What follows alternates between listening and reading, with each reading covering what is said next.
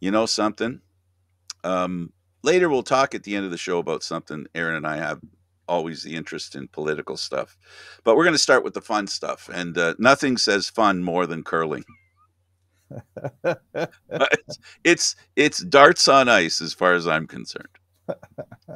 Well, the only reason I mention it is because the World Championships were on, and Carrie Anderson and her Canadian teams are back-to-back World Championship bronze medalists, following their 8-5 victory over their host Sweden in Sandviken. Last year, Anderson eked out an 8-7 win over Anna Hasselborg in an extra end for bronze in Prince George. This time, it was slightly more convincing. Unfortunately, a semifinal loss in Norway kept the Canadians short of the gold medal game, but an early 3-0 advantage on Sunday helped pave the way to bronze. So they're happy about that. Glad to see that went through for them. Perfect. And I got to tell you, it's getting into curling season, and so many people love that sport. You know, it is a professional sport. Whoever doesn't consider it a sport, I guess it does kind of follow along the same kind of lines, I guess, of, I don't know, golf. I don't know. It's not. There's no aggressiveness involved in the sport, Aaron. It's not passive. I'm not suggesting that it's passive, but it is by definition a game. You know what I mean? Like, it's by definition it's a game. It's not a. I shouldn't say it's not a. I was going to say it's not a contest. Well, it's not a physical sport in the same context as the big ones that we're Yeah, used like to, like hockey, football. Yeah, football, exactly, basketball. exactly. It's It's more like of a it's genteel endeavor. yeah. Until they. I can't really call it a sport until you have contact curling, just like contact golf. If there's nobody trying to stop you from being successful, lacrosse, it loses. It has a bit of a lesser degree of I don't know, of what old farts like me think of in sports, right? We're used to the contact, the physical nature of a game. That doesn't take away from the interest, though. I want to make that clear. It's very cerebral. They truly are golf, curling, even darts. They're a thinking man's game, because you don't have to be strong. You don't have to be fast. You don't have to, you know, and not in the same way you do when it comes to other sports. Not, only recently, since Tiger Woods, has strength really been something people talk about in golf, where physique was not relevant in golfers until recently, right? No, it's very true. Up until really about as short a time period ago as about a decade, when Tiger Woods really started to redefine that sort of thing. You got away from guys that were shaped like John Daly, and more towards guys that are slightly more shaped like bodybuilders. You get away from guys like Ed Wernick and into guys that look like Brad Gushu now, who are slightly more Yeah, defined in their physiques. So it's a yeah. trend. Well, let's face it. It's a bias without intent, but it has that. It has that. It has that factor that makes it different.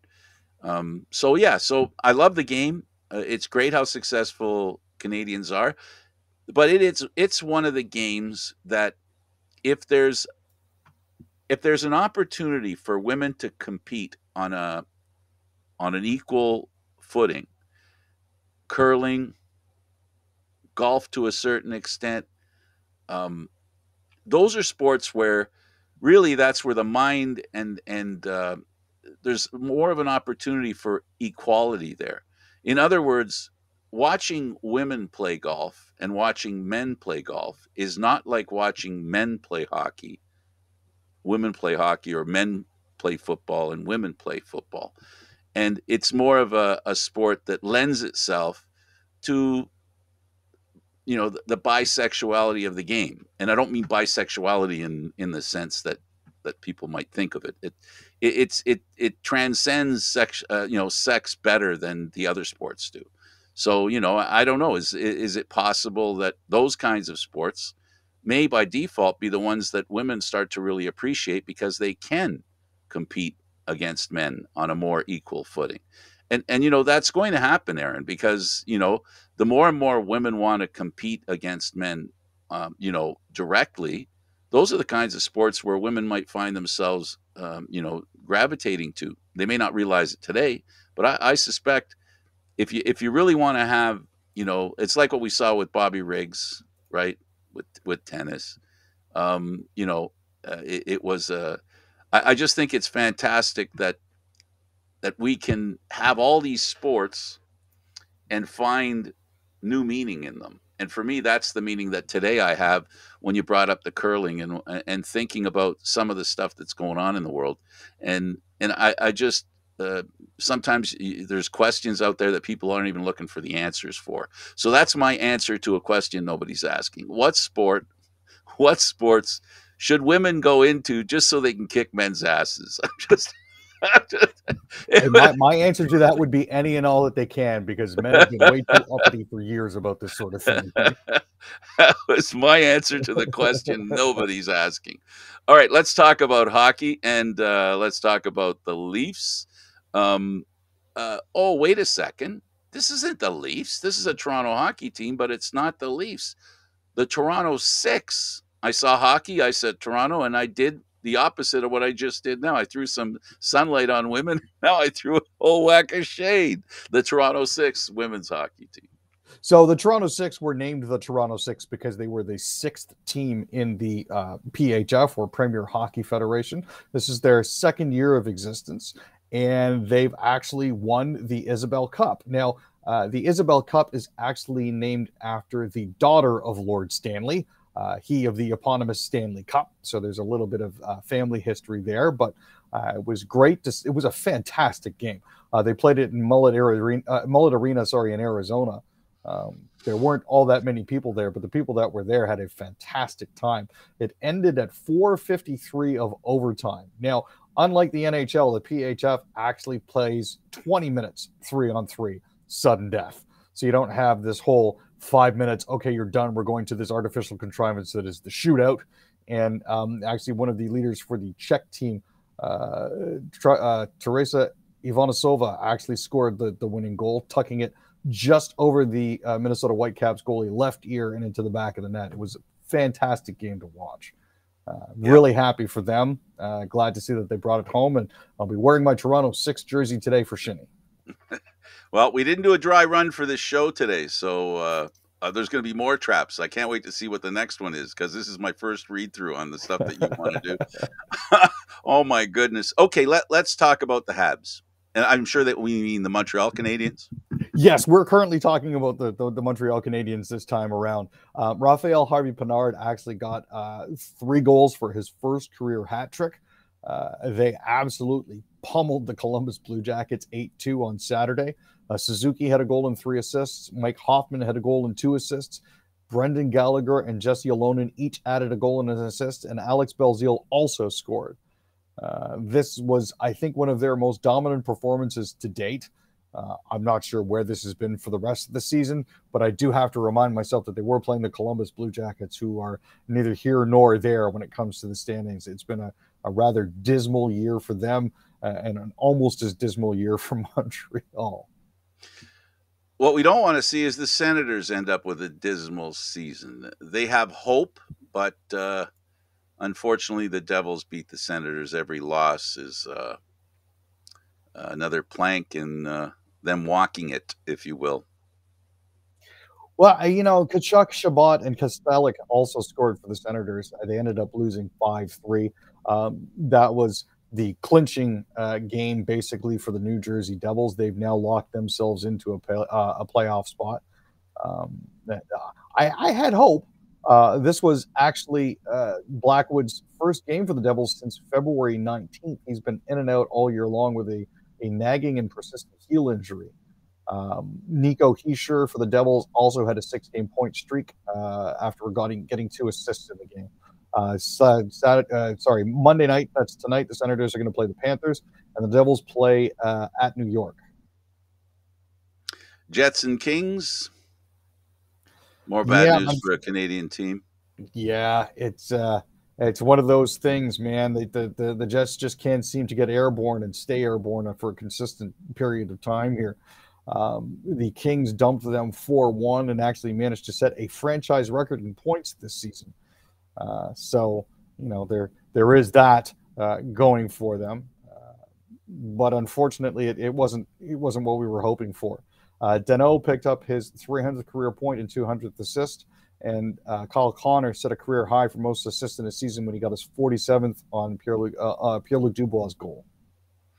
The LA team has been a team that's rebuilt itself. It almost seems, it does kind of seem overnight, because they're a team that fell to the bottom of the standings, and as quickly as they fell to the bottom of the standings, they've risen.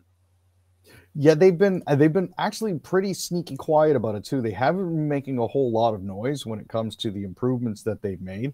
But as it currently stands, they're sitting 7th in the league, which is pretty fantastic. And they're actually sitting it's second in the Western Conference, 2 points behind Vegas, and they've 3 been points in in front of first Minnesota. recently, and they've been in first recently too. So they're in a real first, if you will, home ice advantage, and get the best shot at the first round. So good for them. The Flames, they need wins, and Tyler Toffoli helped them get one. Yeah, Tyler Toffoli got 2 goals, and Nazem Kadri got the game winner. This is good news for them. They finally beat the Sharks 5-3. That got them 2 points closer to a playoff spot. It seems fairly obvious this late in the season that they're a bit of a desperate team.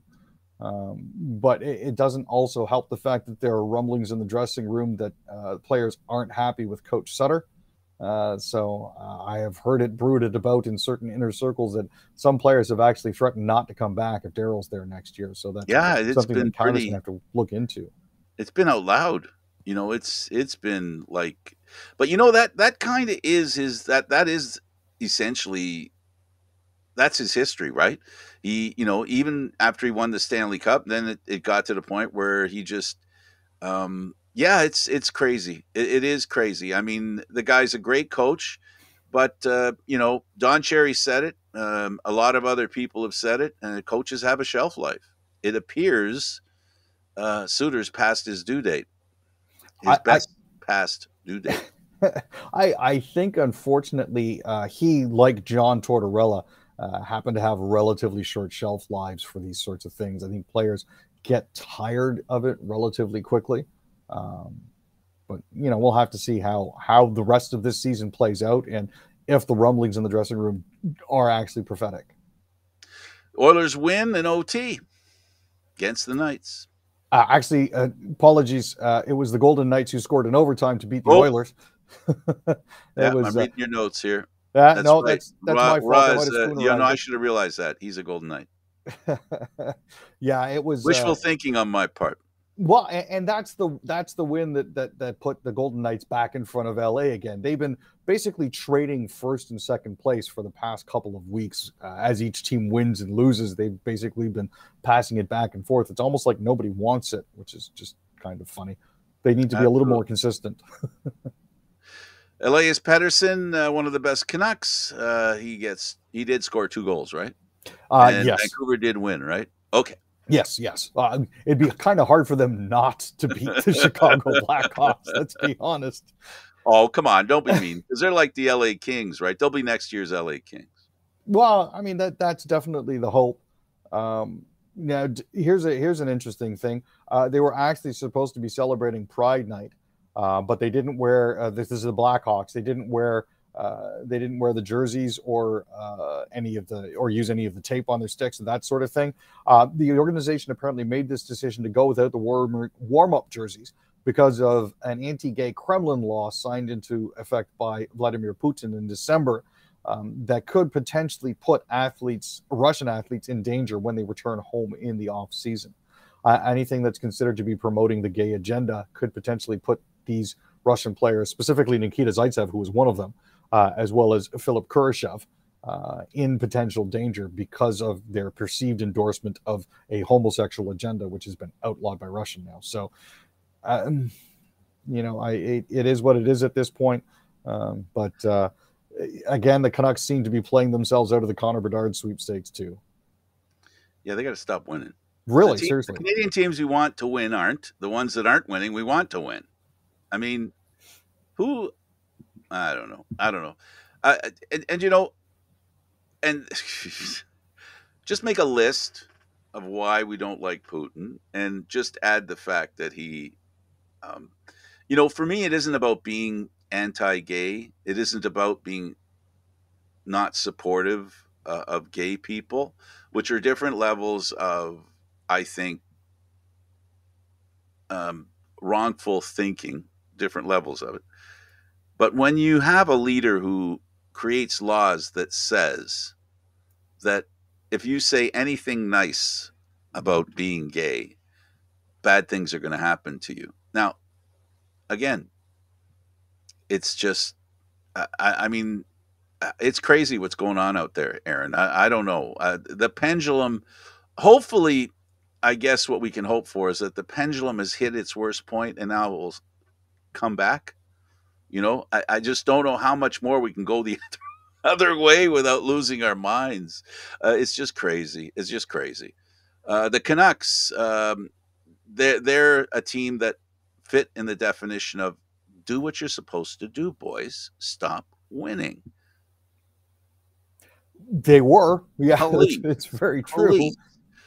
Let's talk a little bit about the Leafs, and they had a great game against the Carolina Hurricanes, just not on the scoreboard. There were a lot of people that were upset about how the game turned out, and I can certainly appreciate that. The Leafs didn't look out of it when it came to this particular game. It wasn't that they played badly; they played well, just not quite well enough to win. And it was one of those, they had to get a late goal, and we're talking like 2:26 left in the third period before Carolina managed to salt it away thanks to some late game heroics by Sebastian Aho. No, not that one, the other one. Um, it's one of those cases where it just didn't quite bounce the Leafs' way. Jarn Krok had his 18th goal. That was his 6th this month. Matthews got on the scoreboard. However, the one who really put the dagger home was ex-Maple Leaf legend Stefan Noesen. Yeah, he played a grand total of one game for the Leafs. Yeah. he was the one that, persistence on the puck pays off. The whistle hadn't gone. Unlike the goal that was scored on Ottawa the other night, where players kept waiting for the whistle and then stopped playing. Noesen kept playing all the way through. So. Yeah, well, Aaron, this is the team he used to play for. One game. Yeah, one game, but he was in the organization, and he had some extra motivation. My definition of this game was a lack of finish by the Maple Leafs. Yeah.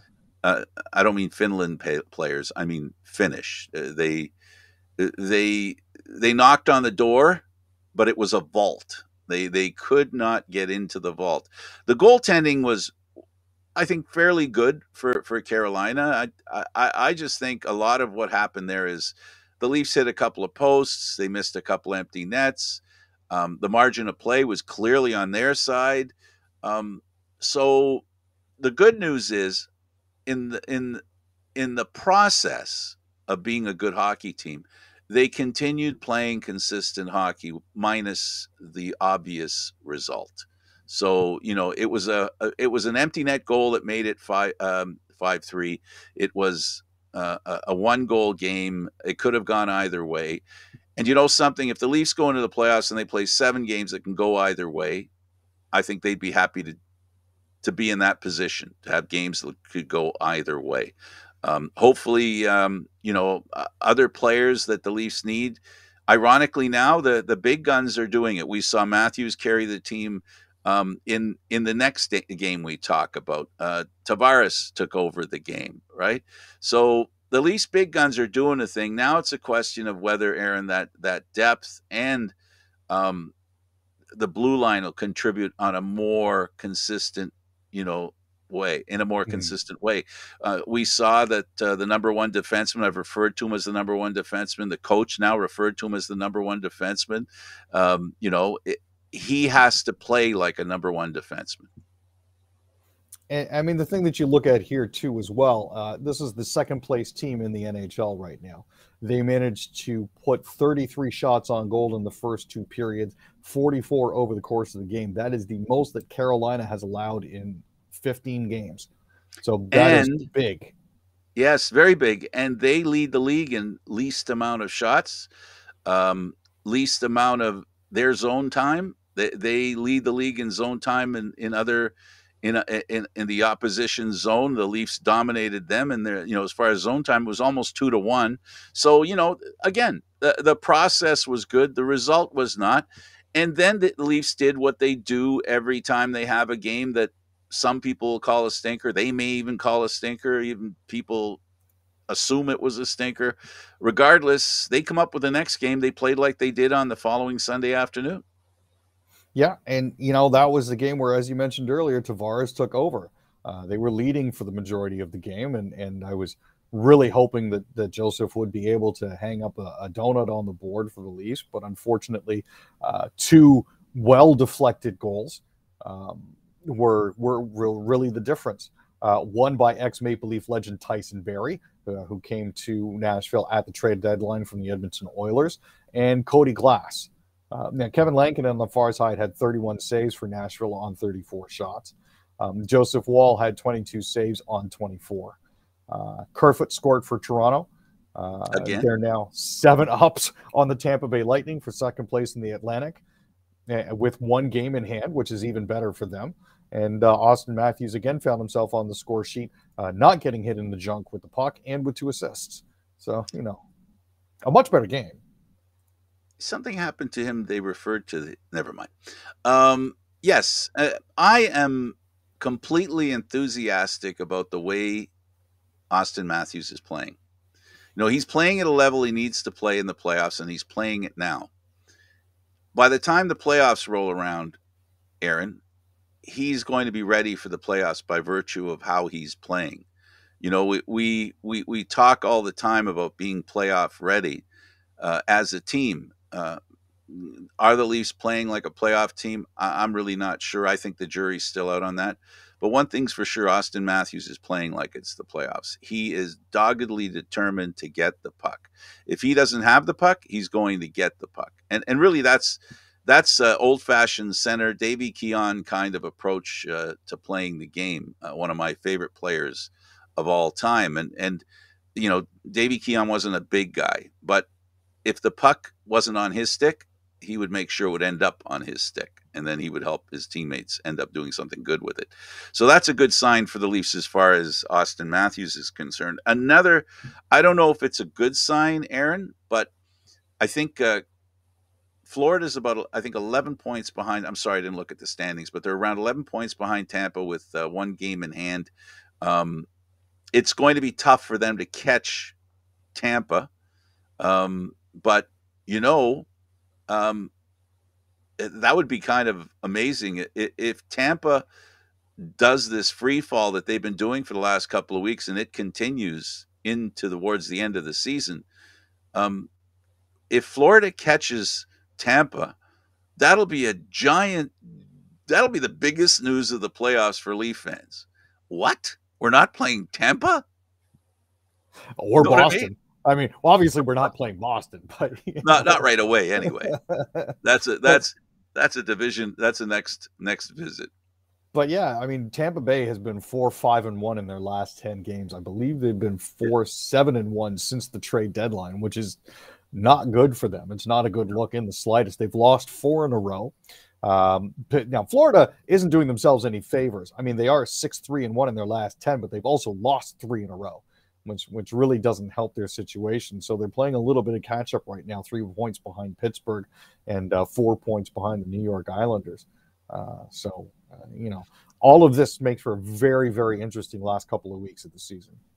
And for Leaf fans, if you're not sure about the kind of team that the Leafs will be playing against if they end up playing Florida because Tampa falls off the table, um, Florida's mostly a physical team with not so they're not really they've got a great defense. Yeah, they threaten you, but they're a very physically oriented team.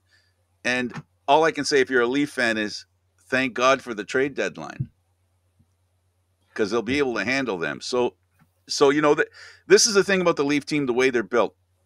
They're built if they could win the first round, they can play with anybody. Because if it degenerates into a physical clash, the Leafs have enough guys that can stand up and say, "Yeah, okay, I can play that game."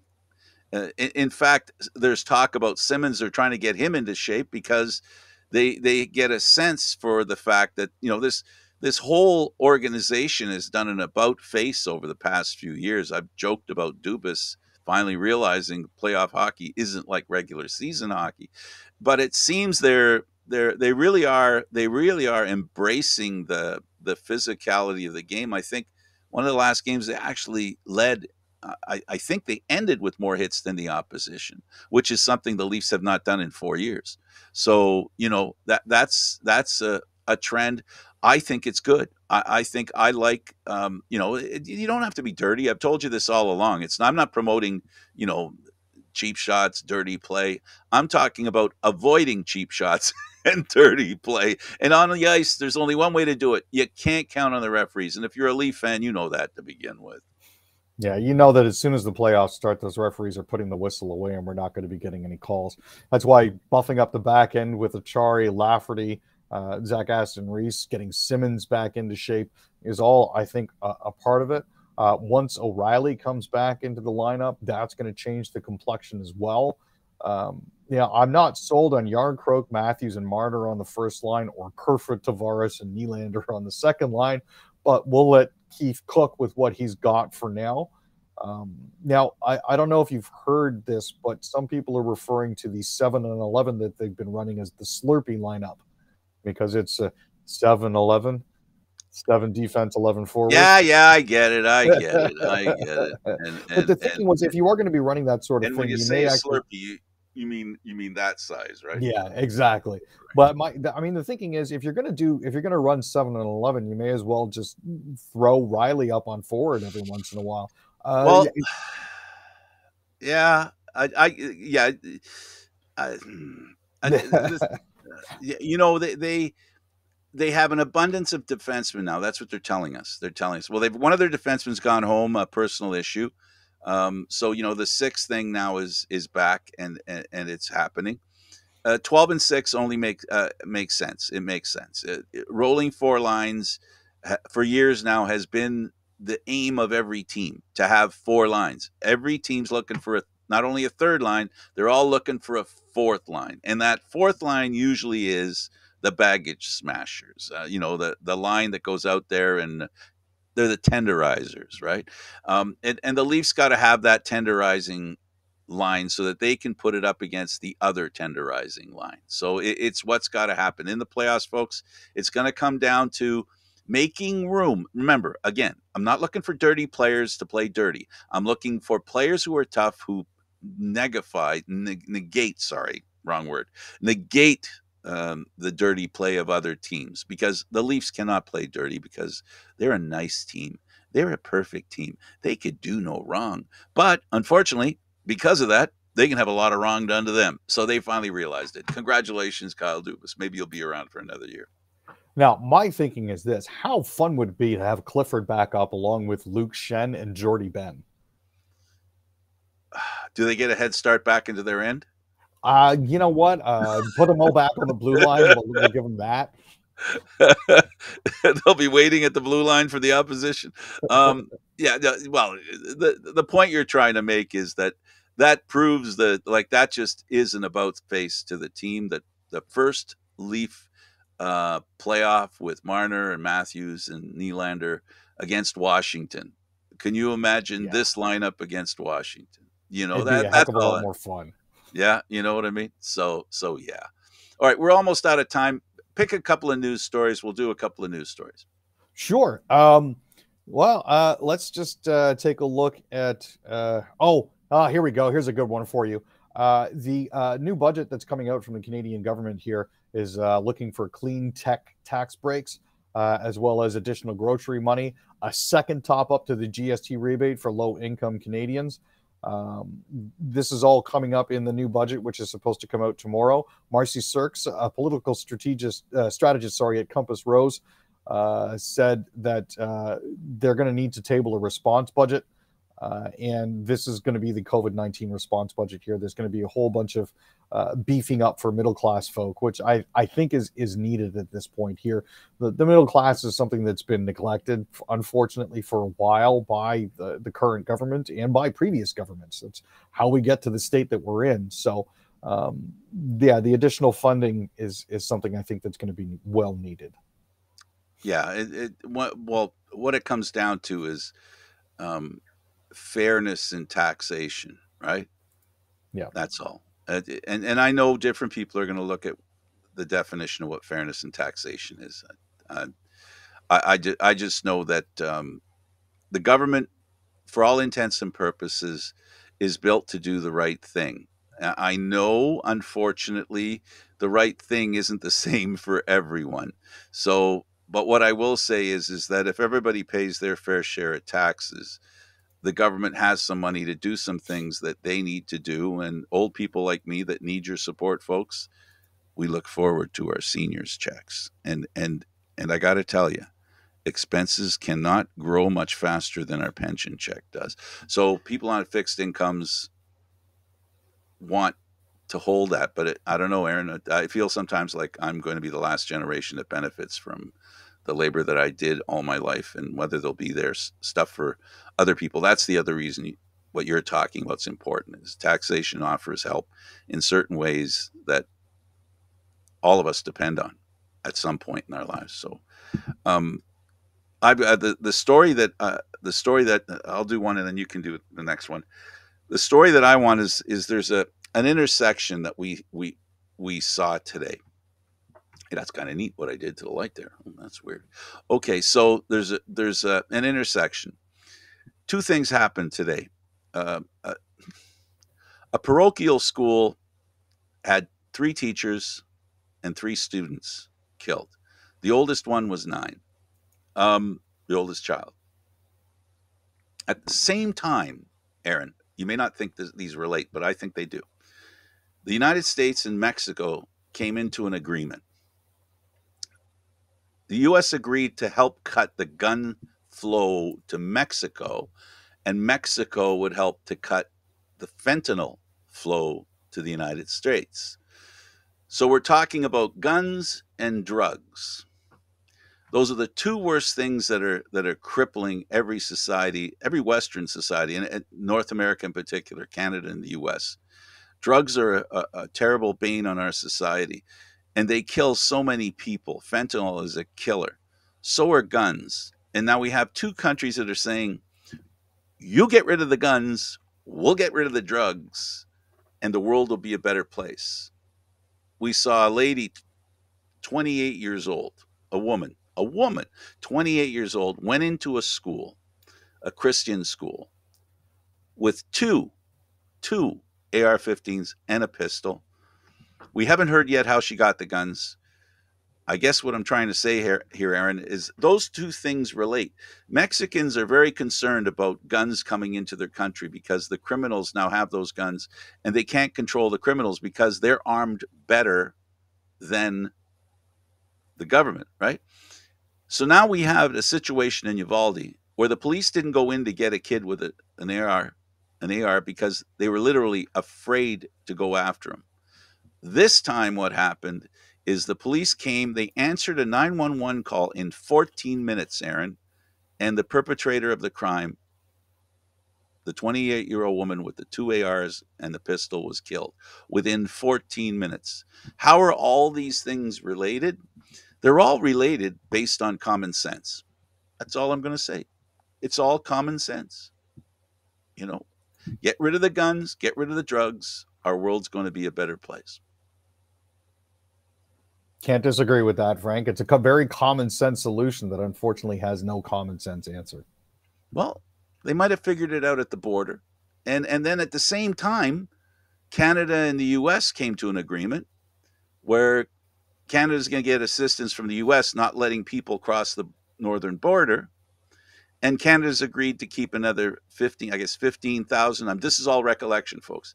I'm not reading it or anything. And they'll bring in an extra 15,000 people from uh, the southern Mexico, all the countries in the Central America. I knew it would come out eventually, and then they'll bring in 15,000 Central Americans into Canada. So all these things are common sense, Aaron. Is that it all comes down to one very simple solution: violence bad, talking good. Violence bad, talking good. Baseball bats pointed at people in a picture that are trying to convict you of something bad.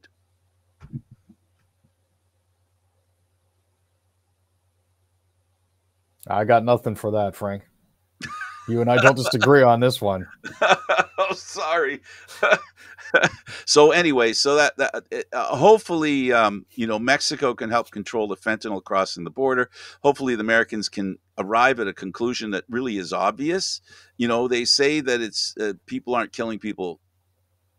A politician said a little while ago. I heard a politician say, "There is no gun violence without guns."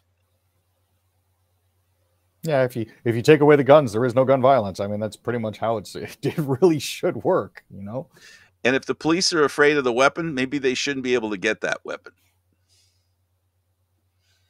I mean, we can disagree with what police do, but we have plenty of ways of dealing with police who are bad or do things that are wrong. We don't need guns to help us in that regard. But it is what it is. Okay, Aaron, I'll give you the final comment. What do you look forward to next to talk about next on Wednesday? What are you hoping to talk about on Wednesday? What are you waiting for? Well, I'd like to have a little bit Leafs more. Can't win the cup, but anything else? I'd like to have a little bit more information about what's going on in Saskatchewan right now, because there's a big rebranding project that's going on. This is from a political party who received a whopping 355 out of approximately 400,000 votes in the last provincial election. Wow. Just so you can keep track of where we're going here. It's about time that this political party had a little bit of help on their own front, and I'm going to keep an eye on this to see if I can come up with any additional information. And I look forward to hearing about it.